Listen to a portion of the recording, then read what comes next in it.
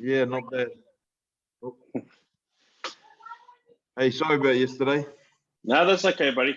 No, I completely understand, mate. You know, everyone's living their own lives and doing their own things. It's one of those things that happens. Oh no, I got invited to a last minute lunch that ended up at about 1 o'clock this morning. No, that's okay, buddy. Sorry. No, that's all good, mate.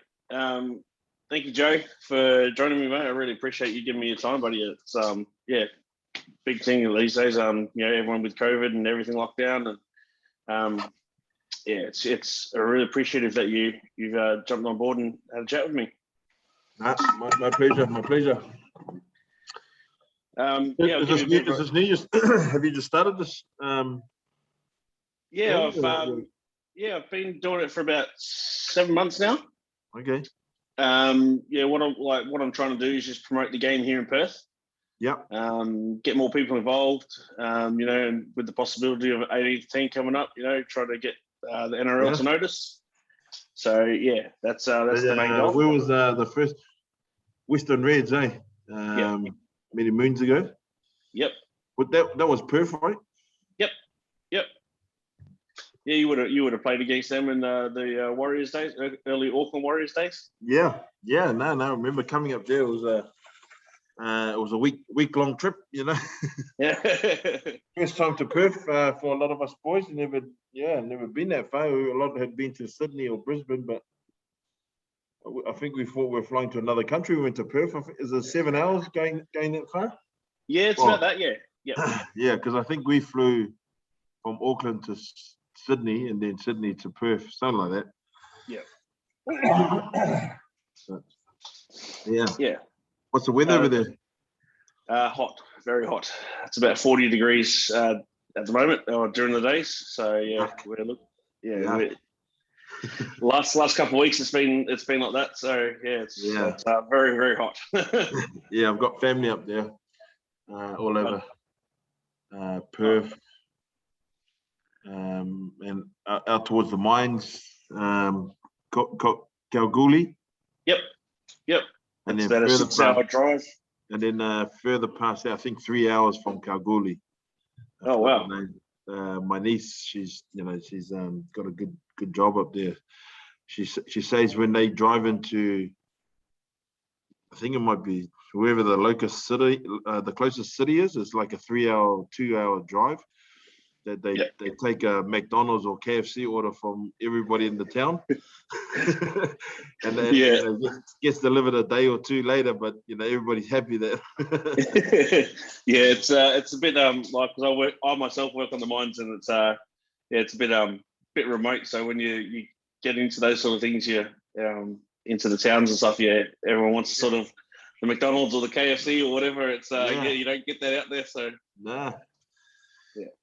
Oh, good stuff. No, so just give you, like I said, a little bit of a rundown of what I do, Ben. Like I said, try to promote the game here in Perth, promote the local clubs, share their stuff on Facebook and Instagram, all that sort of stuff. But also share NRL news so everyone's up to date with what's going on. Cool. It's just a matter of, like I said, trying to get more people playing the game over here, and with the possibility of this 18 coming up, trying to get NRL to notice that, hey, we've got a big following here. Yeah. Well, what did you get for the Origin 1 year? You get 80,000 there. 60,000. Yeah. Yeah, and we got game 2 again this year, so nice. It's going to be packed out again. I know it is. The people, when they've had club games and stuff over here, they've had the turnouts for it. The Warriors and Manly used to play over at the old AFL stadium, and they'd pretty much sell that out. Yeah. The Rabbitohs used to come over here. They'd play at the smaller, more rectangle stadium at the time, and they would sell that out. It would be 20,000 people, 30,000 people there. The support's here for it. So yeah. No, so are you Perth born and raised, or Sydney, or? I was actually born over in Lismore, in New South Wales. But yeah, moved over to Perth, or from New South Wales to Queensland until I was about 7. Then we moved over to Perth. Lived over here most of my life. Spent a couple of years in New Zealand. Lived in Rotorua. Ah, Yep. did Lived down there. Did you meet a girl in Perth? Brought you back Yes, to... I did, Eh? mate. I did. I did. I met a Māori girl. So she took me over New Zealand, and it's for me, it's like a second home for me now. Perth is my home, but yeah, Rotorua is. I love living over there. If it wasn't for money, mate, I would have probably still lived there. You still with your Māori missus? Yep, absolutely, mate. Yeah, we've got 12 kids between us, mate. So I'm not going anywhere. Fucking hell. Yeah, we've got 10 kids that live in this household at the moment. So yeah, it's full on. I thought I had it tough. I got 11 in my house. Oh wow. Yeah, nice. Yeah, no, it's full on, mate. I love it, and like I said, I work away in the mine, so my missus holds down the fort while I'm away. So yeah, and she's a big supporter of me doing this as well. So yeah, we're trying to get this going a bit more, so we can I don't have to work. So I can stay at home and do interviews and YouTube and podcasts and stuff. So yeah. Cool. No, that's the way. I hope my interview gets you at least one follower. Yeah. Well, I had an interview with your cousin Nigel a few weeks ago, and that's had a few views on YouTube and stuff. So Nice. yeah, no, it's been great. I've had a few interviews with all different people, so it's been awesome. Yeah. Oh, awesome. Yeah. So jump into your career, mate. You started off in '95 at the Warriors. Played like 115 games there to about 2000. And then you travelled over to England, and play for the Bradford Bulls. You played 220 first grade games over there. You win a couple of finals and stuff with them as well. But you also get to represent Samoa in '95 and New Zealand as well. Looking back on your career, mate, how do you think your NRL career or your rugby league career has made you into the man that you are today? Oh, well, first of all, thanks, Jamie, for inviting me onto your podcast, mate. All the way from Perth, and me here in Auckland, New Zealand. So, mihi atu to you, mate. Thanks for inviting me. My career. Going back to my career, '95, like you said, started professional, and 6 years in Auckland, and then 8 years in England. And within that time, a couple of games for the Kiwis, and came my country of birth, and then being able to represent Samoa as well, my heritage. So how was my career? Well, I had a great time. I was living the dream, so to play 14 years in that amount of time and amount of games, it was an achievement, and that's I guess a testament to the trainers I had, the teammates I had, playing in those in those teams.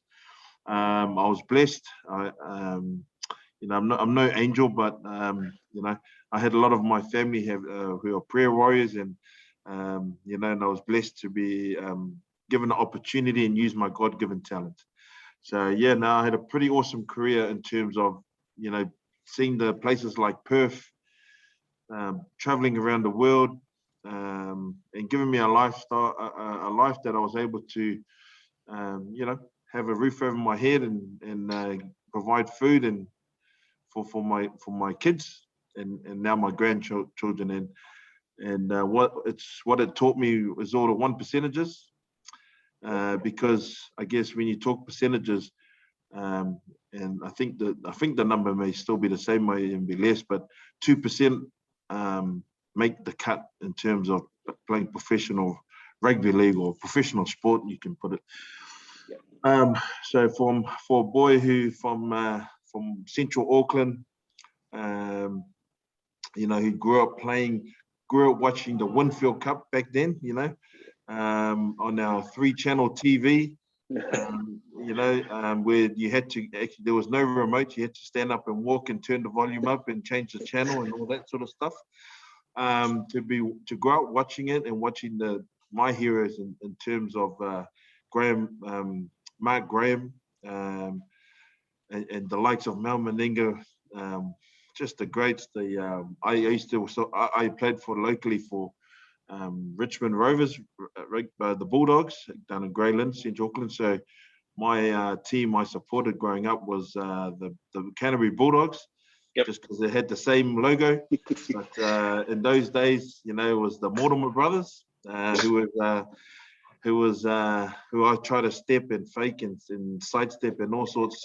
Failed at it, but that's who I was trying to do when I wasn't trying to be a Mark Graham and playing with, you know, like the way he played. So I was living a dream in '95, you know, just to play in my hometown, born and raised in Auckland, and to have 30,000 people, 30,000 plus people, my family, in that first game was pretty awesome. And to live out 14 years was pretty special. And to see places as cool as such as Perth, and like I said, living in England for 8 years, seeing Europe, all because of rugby league.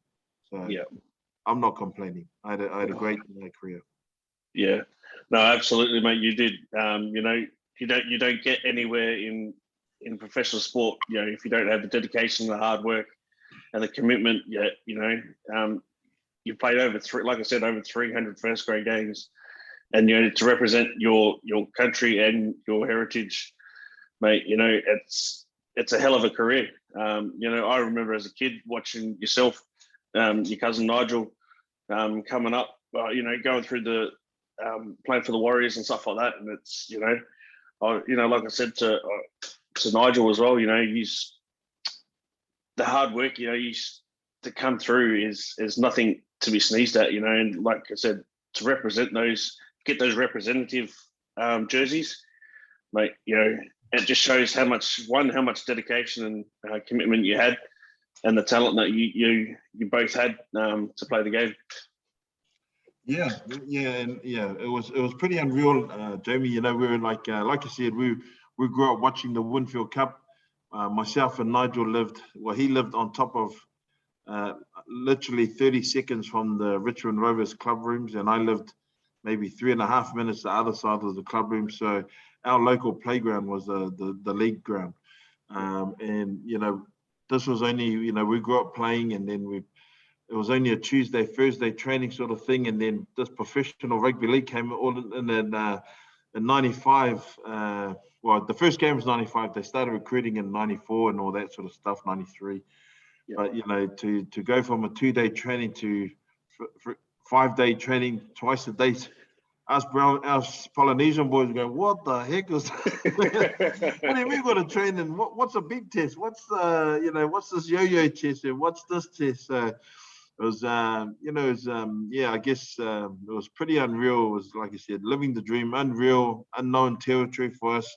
You know, we had grown up, like I said, watching the Winfield, and I guess back then, Polynesians, there was very few that was playing in the Winfield Cup, or Winfield Cup back then. You know, the likes of Fred Akoi, who's Old Norths, and the Richmond Rovers legend, Olsen Filipaina, just to name a couple. You know, who was, and you know, compared to today's game, where what is it, 50%, over 50%, and every team. So yeah, man, it was unreal life. You know, us normal guys growing up in Central Auckland or around New Zealand, 1 year to next year playing in front of crowds of thousands of people, and you know, yeah, it was pretty special. Yeah, I bet it would have been. Yeah, another special moment, like for you. You know, obviously making your debut would have been special for yourself, family, all that sort of stuff. But to have your cousin Nigel come in '96 to play with you at the Warriors, mate, how was that for the family? Yeah, well, again, it was a special moment in our family. We're quite close. Like I said, he was 30 seconds above the club, our local club, and I was 3 minutes, and our other cousin was 2 minutes. So we went to the same primary schools, intermediate, high school. I'm 2 weeks older than him, so we pretty much grew up doing a lot of things together. Played in the same teams from under eights. He just got a little bit faster as we got older, and I just like scoring heaps of tries, but yeah, no, it was a special moment. We're a close family, and we're quite privileged and blessed to be able to, I guess, represent our families at this big stage, professional stage. Because like I said, we'd be driven to games together, dropped off by his dad or my dad, and we just grew up playing. So '96 when he came back, I think he come back from Warrington. He had a 12 there. I think they were a bottom place team, and he topped the try scoring list in the English Super League. So he's a bit of a try scoring freak from day one. Yeah. Well, you also got one of your other cousins. She played in the New Zealand netball team as well. I forgot her name off the top of my head. I apologise. Linda Vangna. Yep. Yeah, that's the one. So to have like three people in your family representing your family at the top level of sport, mate.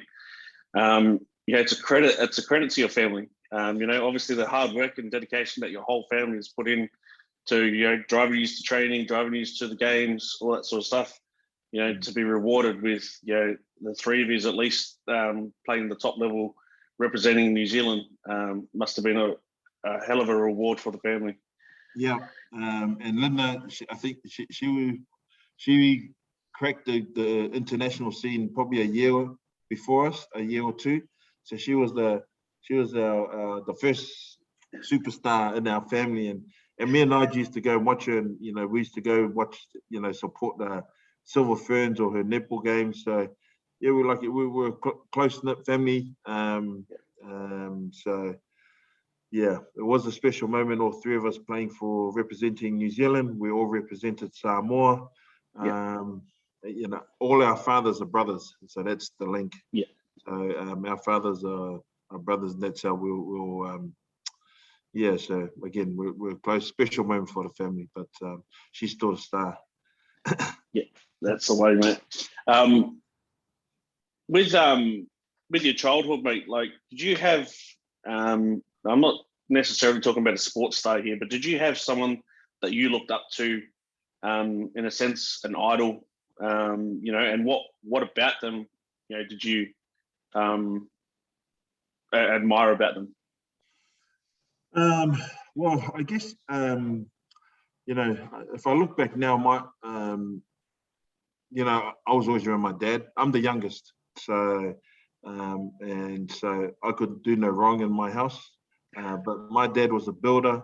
He was a hands-on man. He was the life of the party sort of guy. So I guess he was my first hero and the first person I looked up to.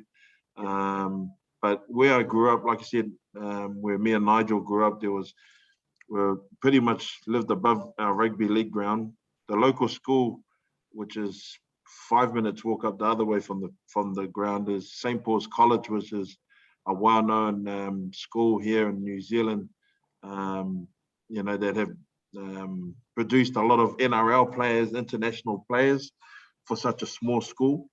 So it always, I had older brothers, so I was always down at the league club. So I was watching, these local, NRL was a mile away. Our local heroes were playing in our grassroots games. So, for myself, there was George Thompson, which is a local guy he was the first person I saw kick round the corner type style kicking. You know, everybody was toe hackers like Big Mao. Yep. Yep. You know, and we had Sete Solomona, who was a local product done at our club. So yeah, they were our first sort of heroes that we sort of looked up to. Fred Arcoy, like I said, he had already when I was playing, he was already had you know, finishing his career, played in Kiwis. He was Samoan, first Samoan, do this and that. So you know, they were our sporting heroes that that we could see them on the TV, but also able to touch them when they come back, returned home. So it was a bit more like, you know, a bit more real like that in that sense. But yeah, in terms of the first hero, yeah, for me, probably my dad was my first, and he's always been a hero in my life. Yeah, no, that's beautiful, mate. You know, parents are the heroes of a lot of kids. These, you know, especially the older generation these days. You know, I find a lot of younger generation, they look to the sports stars, the music stars, actors, all that sort of stuff. But the more, I guess, the older generation, they look to their parents because and guys like yourself that have finished your careers, you sort of look back and go, well, you know, my parents were the ones that took me to the games and sacrificed a lot and all that sort of stuff. So, you know, without our parents, mate, you know, we wouldn't be anywhere close to what we are. Yeah. You know, so yeah, no, it's perfect, mate. You know, that your dad used your idol. You know, like you said, he's a hardworking man. Worked with his hands. So. You know, and I speak on behalf of, you know, with Nigel's, because I know them. They were doing two jobs a day. You know, our parents, just to get our footy boots. Yeah. You know, they were doing raffles to get our, you know, our trips, and it wasn't even overseas trips. It was just a 3-hour trip that we, you know, had a weekend tournament. You know, so you know, they were hardworking and they did it. You know, it's a common story, but you know, pretty much, yeah, they sacrificed a lot and made things happen. So. And when we're a young age, we just, you know, I guess you don't appreciate what mum and dad are doing until you're older. Or maybe I'm a parent myself now, and you know, looking back at what I've done in my career, and you know, definitely it comes back to the support I had of mum and dad and my siblings, and all that, and my wider family as well. So yeah, no, fair enough, mate. Absolutely. When you were at the Warriors, mate, obviously, you know, you played the Warriors debut season. You know, you get to 2000.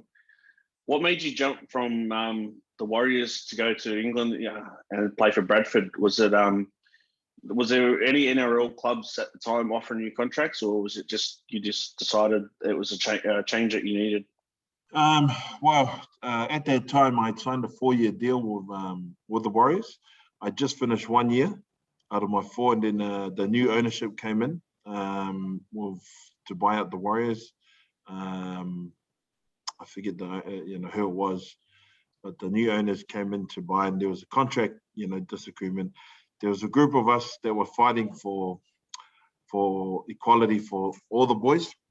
At that time, we were international players, so there was about 5 of us, and Nigel included, Ali, Stacey, Logan, I think the other one.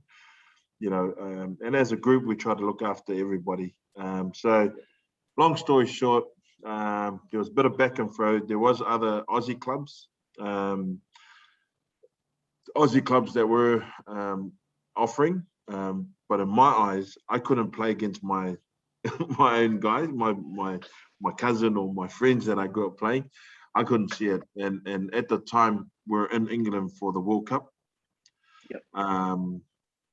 Just by chance, and got, you know, I guess word got out, and Bradford came on pretty quick, and you know, it wasn't, you know, people say it's about the money, but I guess the money, if it was about the money, I had got offered more to go into another club, but the reason I went to Bradford was I had Robbie and Henry there, and they were in the Kiwi camp with me, and they were talking about how it was such a family environment, and this and that. So I met a couple of English boys that were playing in the test that were, you know, from Bradford, and I guess, you know, in hindsight, it was a blessing for me. I didn't want to leave the Warriors. I wanted to be a one-man team. Yep. But, you know, as you know in life, mate, don't always get what you want. Yeah, and it was a blessing. Like I said, I had a 4-year deal, just done one. I just finished building a house for me and my young family, a newborn son. I hadn't planned going anywhere, but fate had it. I had to go over, you know, went overseas, and yeah, it was we had an awesome 8 years in Bradford. Yeah, no, absolutely. You know, and that's testament to you. You know, you didn't not wanting to play against your family and friends, and that, you know, and trying to be a one team player. It's pretty hard these days to find a one team player. Yeah. Back in those days, you did have those loyal players, but it's still pretty hard to find. Yeah. With your time at Bradford, you won a couple of finals and stuff like that, mate. How do you look back on those years, those 8 years that you spent there? Yeah, like you said, it was tough to leave the Warriors. You know, that was my home place of birth, my home team. Yep. But you know, an opportunity came up, and I was a little bit homesick. But I think the first week we landed there, me and the wife, she was a few months pregnant and 2 young boys, and then it was snowing, and I'm going, what the hell? They said it was summer league. And I had to go straight to the field to train, and I'm come from, it was January the 4th in 2001. And so I've left New Zealand, which is summer, and gone over there. It's snowing, it's cold. And, but yeah, a week later, we had to go to Florida for 3 weeks of training. So it sort of brightened up the day. So, but yeah, no, in terms of on the field, a great bunch of boys, like Robbie and Henry had told me previously. It was a family environment, and which is why I pretty much spent 8 years there. Just fell in love with the place, connected with the people, and yeah, and it always helps when you're winning some trophies, you know. And to win anything in rugby league or any sport, it's an achievement in itself for as a team and as an individual, you know. So yeah, we had a successful team. Yeah, that's awesome, mate. I mean, yeah, like you said, to win trophies at any competition, especially in the top level, no matter if it is England or Australia or wherever, it's a hell of an achievement, mate. So, you know, when you got to play for Samoa and New Zealand, you know, representing your heritage, you know, that would have been the big one, I guess, for yourself. You know, representing that Samoan heritage. Do you sort of hold any, like, your Samoan debut over your New Zealand debut? No, both very special. I played for Samoa before I got into the Kiwis, and so 95. It was a 95 World Cup in England that I was selected. And I just come back from a broken arm, thanks to Jim Sadara's forehead and bad tackle technique. So don't go swinging into tackles, kids. Yeah, so and to play the you know, again, it was I had a couple of guys in there, Tony Tatupu, Des Meyer, Tony Tumavavi, that I'd sort of grown up in playing in the local league, now playing together internationally. And then the likes of, we had John Schuster, Inga Tungamala, and Apollo Perlini, which were big names. You know, obviously Inga, the winger, and Apollo, who had played for Manu Samoa, John Schuster, All Blacks.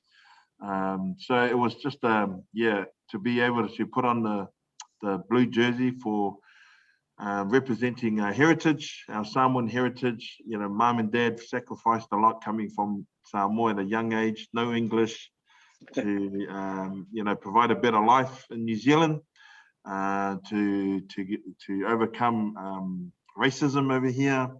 You know, and that's how it was back then. You know, and to build successfully raise children. Eight children in New Zealand, bring over their own siblings and create a life for us. So, you know, it was just, that was a special moment. and then also with the New Zealand Kiwis, born and raised in New Zealand. You know, the Kiwis was, that was pretty cool. You know, so both very special. Yeah, cool. No, that's awesome, mate. I mean, myself, I haven't got to represent any of that sort of stuff, but I could only imagine what it would be like to represent, you know, your birth nation and your family heritage, mate. So, Yeah. you know, like hats off to you, mate. Like it's a hard thing to do, like to get to those levels, mate. So yeah. I had good teammates. I had good teammates. And you know, like a lot of people, I had natural talent. I was never the best in the fitness department. But you know, I guess it was just a natural and just a drive. You know, I would put on weight walking past a bakery, and after that first year at the Warriors, you know, learning about training and nutrition, and I was going, wow, whew. You know, so yeah, it was, you know, it was good people around me back then, good coaches, training, but you know, our teammates, it was just the environment that I was in. That just, you know, we had the first year, the likes of Greg Alexander and Phil Blake, mate, I'd never seen these guys. I never knew what professional training was like until these fellas came on, you know, I saw them in the gym, and, you know, they were there before training started, doing the extras, finished training, they'd be doing stretches or doing other stuff. And it was just an eye opener to play against these, you know, to play alongside and see these guys train. But you know, when you got I'm sure it's an illness that when you walk past and you put on weight, I'm sure, you know, not everybody understand my pain, but mate, I do, so don't worry. I even try to close my eyes when I'm going past a bakery, but you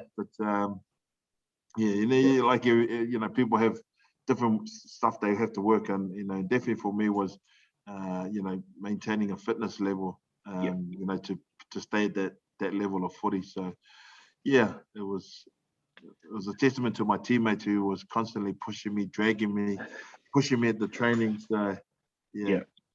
Good time.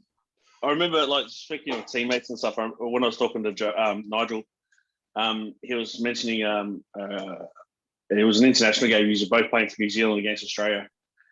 I think he's got a penalty in your half. He's kicked it out, and you've taken the tap from the sideline, taking the first hit up. And Nigel's playing on the wing, and he's sort of, because you and him knew each other's game pretty well.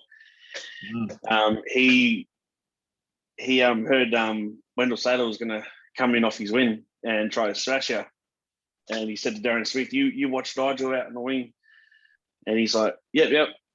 So Wendell's come off to come give you a big hit. You've broken through, taken 4 or 5 people with you, and pop this ball out to, you know, Nigel, and he's run straight through and scored the try. Yeah, that was a Tri Nations final. That's right. Yes. Yeah. At Ericsson Stadium back then, Mount Smart now. Yeah. Full house. We'd beaten them in the first game as well. And this one here was a final, and I think, if I recall right, Stacey wasn't playing. This was the year I broke his arm in the tackle about 2 weeks before. But yeah, that moment was pretty special. And yeah, when you play with somebody, you know, for so many years growing up, and you know, it's like backyard footy. You know, you're always trying to do that fancy Benji Marshall flick, and you know, you've had, you know, 30 years building up to this one play. And you know, in this instant, it pulled off for us. You know, and like Nigel said, you know, I had Wendell come in, Darren Smith, and I think there was someone else. But yeah, they were pushing me, and then it looked like a planned move, but you know, some say the ball slipped out of my hand, but I said no, it was all planned. It was all planned. And I'd had that play on since we were 8 years old. So he scored a try, and it was, you know, we got back the lead. But Wendell had the last laugh, and he scored. You know, I think it was maybe 4 or 5 minutes before the final hooter to win the game. This happened about 8 minutes before the final, the 80th minute, and Wendell scored on us about the 4th or 5th minute. So It was one of the greatest moments of my footy career, but then 2 or 3 minutes later, Wendell bloody ruined it. He got the last scored in the corner. So yeah, but like there was one of those moments that myself and Nige, had that special moment for our country. Yeah, definitely. I mean, like I said, I just remember that story, talking to him about it. And you're just talking about teammates and helping you get to certain points. Just one of those light bulb moments I remembered. Yeah. So yeah. Yeah, he went on to score many more tries, Nigel. He got a bit greedy. He didn't want to share any tries with me. So yeah, well, those wingers and centers, mate, they do that. Yeah. When I was doing some research on you, mate, I read up. It was a 2008 when you're playing for Bradford. You got sent off for the first time in your career, mate. What happened? How did this all come about? Yeah. Well, if I take it back a little bit, I sort of I was a bit of a target, people would try and flying from the blind side a bit, and try and have a big shot on you. You're allowed a shoulder charge back then. So they're always looking for the big hit on myself. And so I was quite successful in defending myself, and it normally was with my forearm.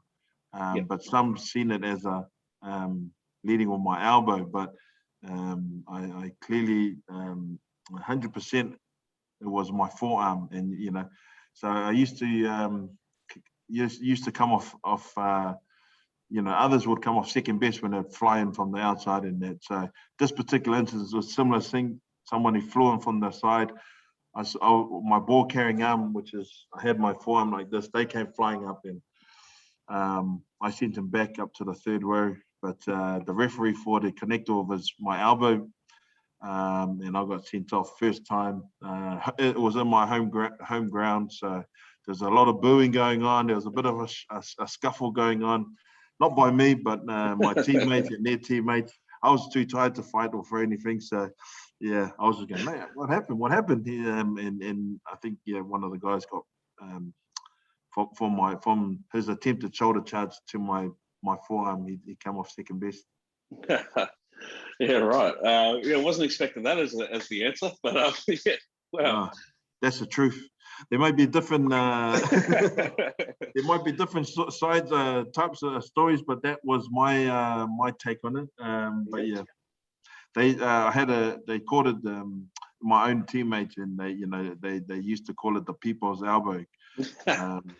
And so because back then WWE was still quite big, and Dwayne The Rock Johnson, I all my English, no, that's my cousin, he's Samoan, like we grew up in the same village and this and that, and so sort of laughing joke that I had the people's elbow while I was playing, because like I said, it was up until that moment, I was quite successful in defending myself when people were charging at me with attempted shoulder charges. Yeah. Nigel was good at scoring tries. I was good at bumping people off of an out or forearm. Yeah. Speaking of Dwayne The Rock Johnson, I named my last son after him. We put it in Māori though. We called him Te Tuka, which is the Rock. So yeah. Oh, nice, nice. So well, and this is a true story because and he was The Rock did grow up in Greyland. He spent a year, I think a couple of years when he was a youngster. Back then, there was only a small community, and Greyland was where myself and Nigel grew up. So there was, our dad used to say that they used to, when The Rock was a baby or young, he would look after, with the dad being at rest. They were in that small space. Well, Greyland was only small back then. New Zealand was small, back in those days. So I stuck to that story, and I've told my kids, and they go, "Dad, are you sure you're The Rock's cousin?" I was going, "Yep." Ask Grandpa. Grandpa said. They go, "Are you sure?"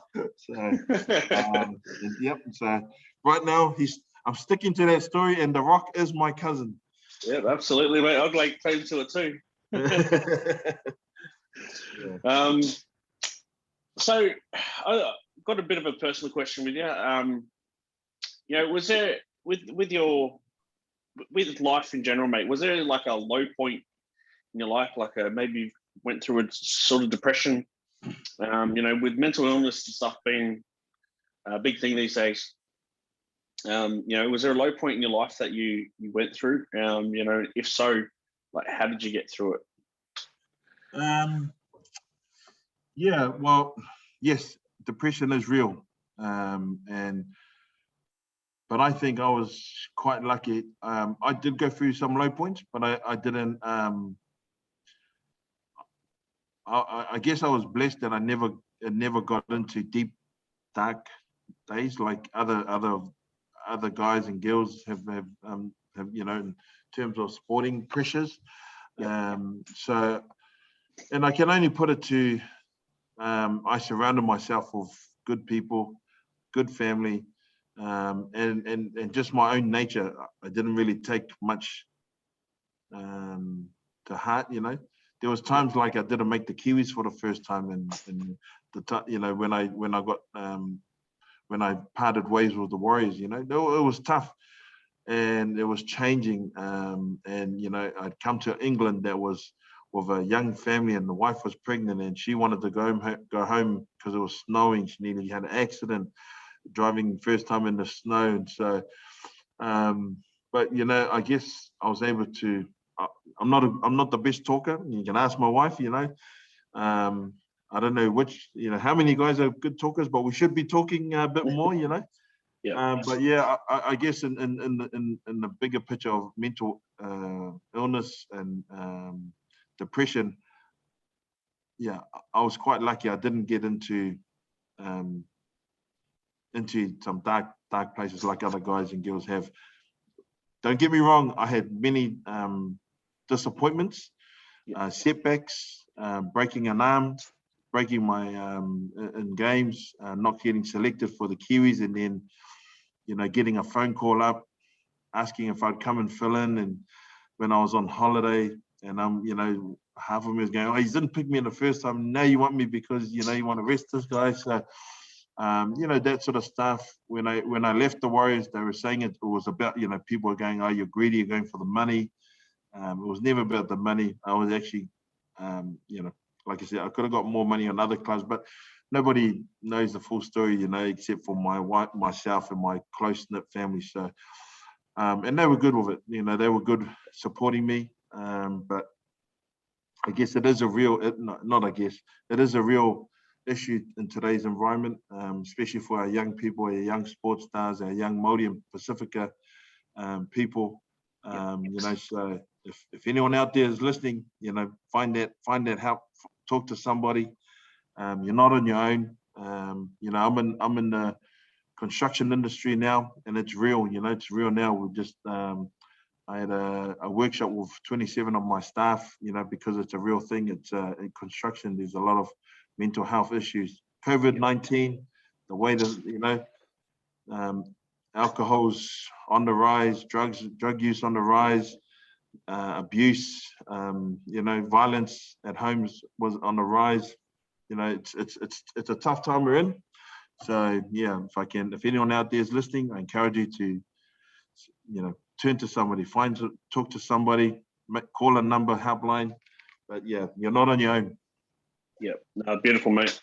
And that was the next part of my question, is if you had advice for people, but you have to answer it perfectly. It's talk if you. It is hard, like, because I've gone through a depression myself, and it is hard to talk to people. But I think when you find the right people or right person, at least to talk to, that's when you don't even realize, but you start to open up. Yeah, I know maybe about when Nigel was still working with the NRL, with health and wellbeing team. He flew us over in Sydney, and there was a workshop. There was about 50 of us guys, past players and current players. And one of the players, they were Queensland State of Origin player, and got up and told a story. And, there was a time when you thought I had an accident in this part, but, it wasn't an accident, it was mental health and mental depression. And, I guess the story is, on the outside, everything looks fine. You got money, you got sports, you're playing for NRL, you're playing for Queensland, you're playing for New South Wales. You're driving a nice car, but deep down, it's there's something not right with you're going through a lot of issues. So yeah, it's and that's going back 10 years ago, but I guess even now, more so nowadays, it's just it's pretty sad to see when young people or any people thinking there's no hope whatsoever. But there is hope. Some people pray, some people just make a phone call, some people just turn to somebody to say help. Yeah, no, beautiful, mate. Absolutely beautiful advice. So we'll jump off that dark sort of stuff. We'll get away from that. Like we were discussing before, mate.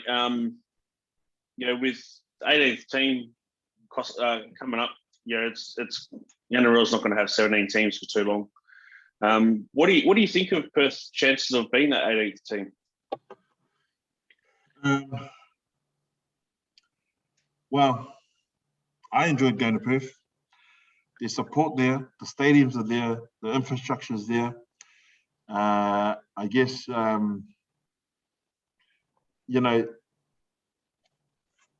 guess as a player as well, you'd want to go and play to these different places that want that sport. There's so many people that love the great sport of rugby league. To hold it within, I guess, Sydney and Brisbane or Queensland and New South Wales, it just doesn't do it justice to the sport, So I think ideally, eventually, it'll come back to New Zealand. We can, with COVID restrictions and that, but Perth has always been there. Perth has always been on the radar. That's always been there or thereabouts with rugby league and connections, and the amount of Kiwis over there now, and you see it in the state of origin, and not only that, but people who love sport, I guess, who just love sport in general. You see all the big stadiums and the big support there. So I'll be definitely supporting it. I think it's a great idea. Yeah. Also, I think it's a great idea that we have one in Wellington. But, yep. Yeah, well, I had a chat, like I said, when I was talking to Nigel about that. He was, as you would know, he was with the New Zealand Rugby League for a while, and he was saying that his opinion was that Wellington's not quite where, for example, Perth is. The people that follow the game and all that sort of stuff, and because it's as anyone that's been to New Zealand knows New Zealand. It's union based, and rugby league is a very small minority, and it's hard, Wellington being so far away from Auckland. It's. I personally would like to see maybe not Wellington, but a South Island team. Yeah. To compete with the Warriors, so they have that rivalry there. But you've hit the nail on the head there. New Zealand is rugby union is the number one sport here, and we're never gonna overtake that or ever, But I guess it's working our way alongside it, and how we can grow our sport. Like you're trying to promote rugby league, there's still a lot of places that are rugby hard, and so that is true. But I guess as a rugby league lover who's in New Zealand, it'll be eventually have another team coming out of New Zealand. That'll be great. There's so much talent here. Absolutely there is. And it will help our local game, because a lot of our young talented players, they all flying off to Australia, going to schools over there now, going to clubs at a young age. So, and not everybody makes the NRL, So I guess they take out that quality of young players coming through the ranks in our local league, which affects our local game. So, but And that's the thing. Like you got a lot of people from the Pacifica, from Tonga, the Cook Islands, and Samoa and Fiji, and all these sort of places coming to New Zealand. And then you got the Maldives, the white New Zealanders as well that are there. The talent is there, and we all know that the Pacifica people, they have huge amounts of talent with any sport. It's just a matter of trying to enhance it. And like you said, they're not getting the opportunities in New Zealand, so if they don't make it in league or union, then they're flying to Australia, and it's you're competing with more people over here. And it's hard. And I think New Zealand, they need a pathway system as well to get these Pacifica people and the Pakeha white people as well to be able to play league. Yeah. Oh, definitely. We need help here with our own grassroots games. It's when myself and Nigel was coming through the ranks, there was 16 clubs in Auckland that had under 16s, under 14s, under 12s, under 10s. Yeah. Now we're lucky that 4 or 6 clubs have an under 18 team. Or the juniors are struggling here because so many people have flown the nest to go into Australia. And then there's also, we lose players here because the first 15 at school level is quite a big tournament. They have it internationally showcased on TV weekly, where the local schools rugby league team, they get 5 minutes on the clippings of in the sports in the sports section. So it is what it is. That is rugby. But we need we've got plenty of work to be done here in New Zealand grassroots before we get another another NRL team. Yeah, definitely. Have you got any advice for kids today? Not just in sports, but life in general, mate. Like, have you got any advice for these kids coming through? Well, I guess I can share what I shared with. I've got a son who's. I've got 3 sons, but one son had. He was actually training with the Warriors 35. He went away with him last year, and he was in their top training in the first grade. So, and he was making his own pathway. But what I told him is that's cool, man. Chase that dream, but also have a plan B.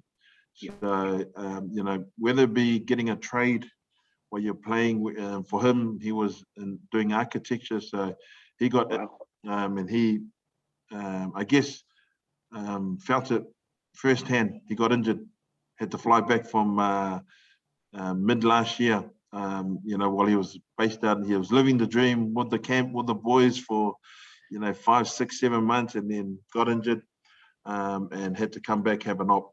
And so luckily for him, I guess as a parent and as a parent who's played the sport, I know the window's only so small, only so big. So my advice, and I said, come back, do your op, and start taking one paper. He was still taking one paper where he was overseas of his engineering architecture course.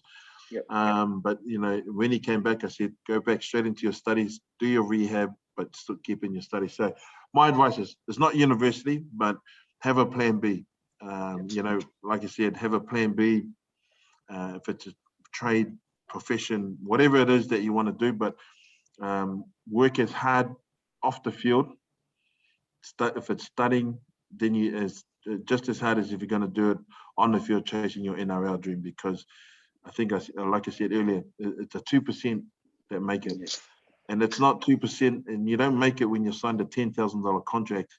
You make it, I think it's Wayne Bennett said, you got to have one full season under your belt to call yourself an NRL player or something like that, where you can actually provide and, support yourself and, get yourself a house for your future. But until then, just have a plan B, because like many other guys and girls, they chase the dream with no other backup plan, and it's not good.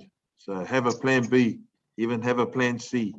But and surround yourself with good people, surround yourself with good advisors, and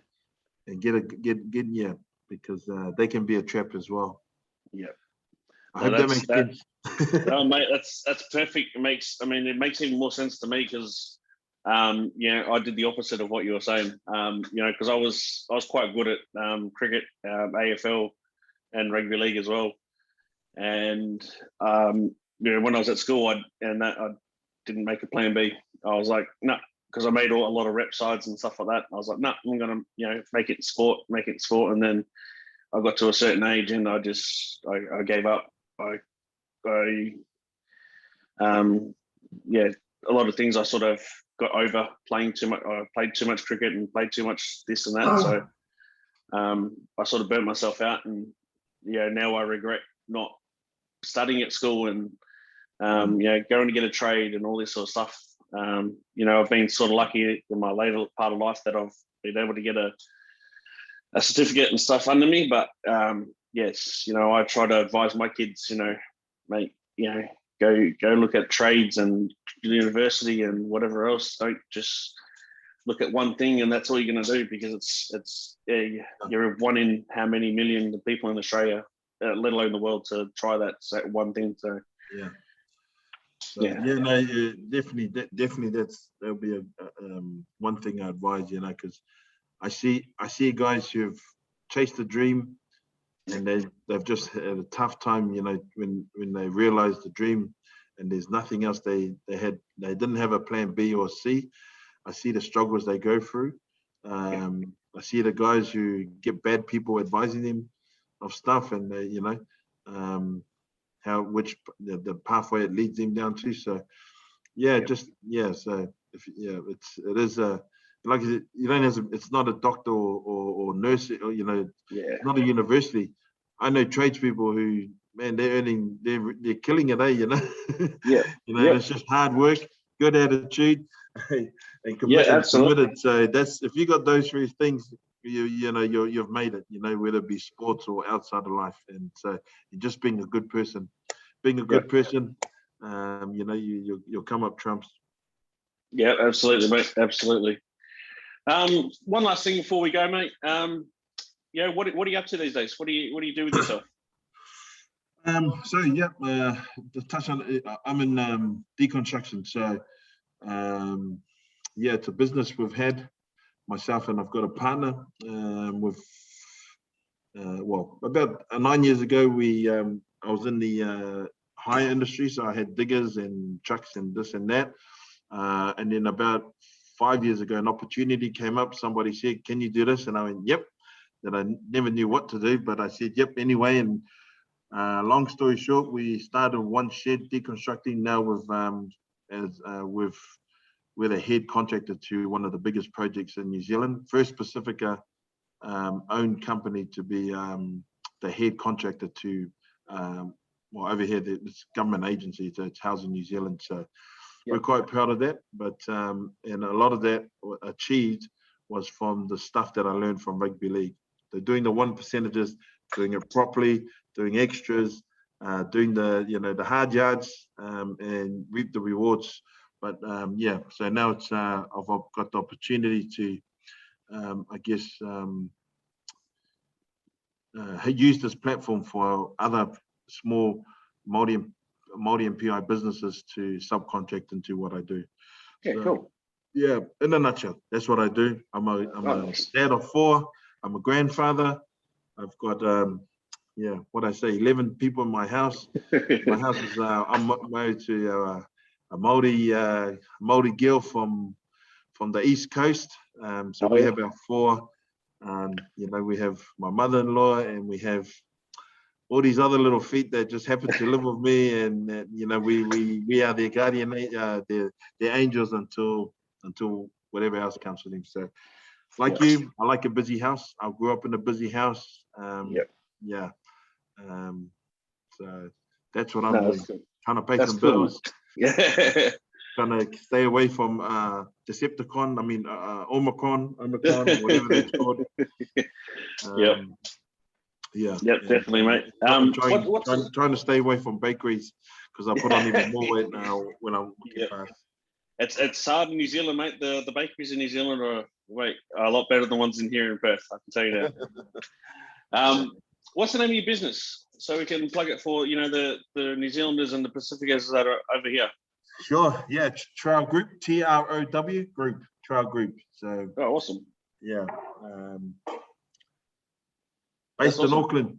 Based in Auckland, West Auckland. If anybody's there who listens to the Jamie Davies show or podcast, come and knock on our door. We'll go for coffee or some lunch, a salad. Oh, beautiful. I appreciate that, mate. So, yeah, Joe Vangna, thank you for joining me on NRL Fans WA. I really appreciate your time. Good luck with everything, and congratulations on your successful career and post-career work. Yeah, thank you for joining me. Thanks for having me, Jamie. Appreciate your time. I apologize for my absence yesterday. That's all right. Thank you for sharing your time with you and your podcast, and hope everybody stays safe. Go the Warriors in 2020. This is our year. Yeah, all of us Warriors supporters in Perth. I know you've heard it. I've heard you've heard it for about 25 years now. But this is our year.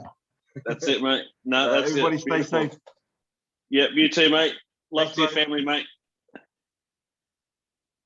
See you, mate.